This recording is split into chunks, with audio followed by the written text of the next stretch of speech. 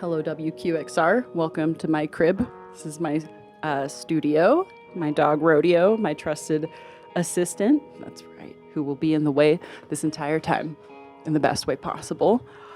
I wanted to show you around my workspace and let you get the inside scoop on where the magic happens and tell you a little bit about myself and what it's like to be a composer. So if you'd like to see my tchotchke mantle, which is one of my favorite things, my home is really important to me, and making it a comfy, happy space is something I enjoy doing. One of my most proud, or one of my favorite things that I have is my Caught Being Good certificate from 1998.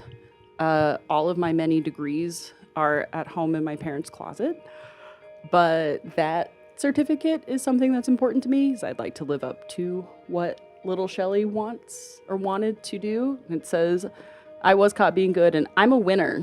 I was caught being good. So if I can make little Shelley proud, then I feel like I'm doing a pretty good job. I grew up in Kansas City, Missouri, and grew up in a pretty musical family. My mom is a full-time professional handbell musician, English handbells. Didn't start composing officially until after I finished my first master's, which is in education, but had always made up songs, which no one told me was composing. But I did not want to practice piano, so I would make up a little song and dazzle my piano teacher so she wouldn't know that I hadn't practiced. I took a intro to composition class, and they gave us 8 weeks and said, pick a play, pick an existing story, write a 90-minute musical, which was very ambitious, but we did it. And it's not all great, but that's what told me, hey, I can actually do this. In New York, baby, the city of our dreams, that's where they get to, but I'm not gonna play that entire thing for you. But it was a really fun show to get to write. Very classic Broadway musical style is what we were aiming for. We did a pretty good job, and I think the university has done this project every year since. We set the bar pretty high, so.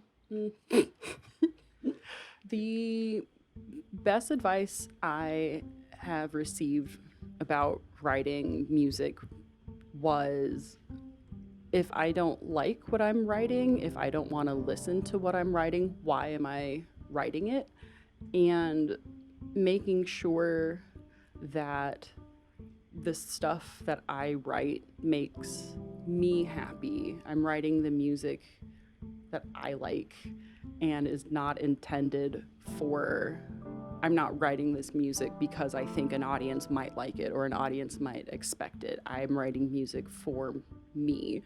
And if other people like it, that's wonderful. I want people to be able to find themselves in it in some way, shape, or form. But if I need to like what I'm writing.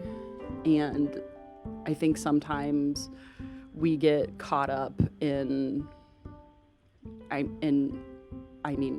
our person, the stuff that we make, are people gonna like it? Everybody wants to be liked. I have lots of fun things on my desk with words and affirmations, and one of them is a demotivational poster. My dad and I have had running jokes for years and years about these kinds of things, and we've all seen the really tacky, believe in yourself, everything's gonna be great, teamwork posters. And this one is, the rowing team with get to work. You aren't being paid to believe in the power of your dreams. My disco ball was a gift from my sister-in-law, she is an art teacher. I desperately wish I could go back in time and somehow she be my art teacher. And on the off chance that I am awake early enough in the day, the sun hits it at this perfect time and you get disco office, which is thrilling because there's just sparkles everywhere. So I believe everyone should have a disco ball in their office if you are a goblin who likes shiny things. It's great.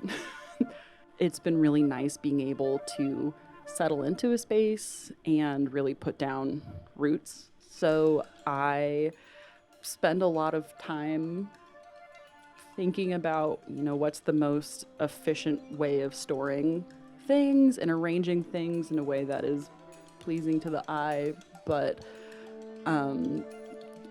cost effective, affordable, good for the environment. So Facebook Marketplace might be my current non-musical thing. I'm very good at it. Quite pleased. So definitely have more things that I'd like to do in this space, but very happy with how it's turning out. So the final push of getting a piece complete for me is a very chaotic time because it kind of feels like a lot of my big ideas come rushing up closer to the end of the piece. I work very well under pressure and deadlines.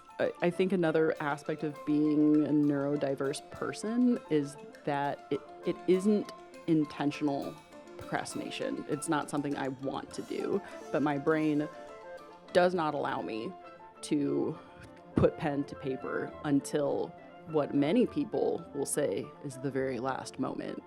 It is not. When you have no concept of time, makes a pretty big difference. Today is the first of 3 videos where we will be asking composers, including myself, what their composing space is like, questions about their process, who they are, how they got to be where they are now, who they want to be, and just an inside look into what it is to be a composer. A lot of people might not know what it is that we actually do. It's very normcore. Composers, they're just like us.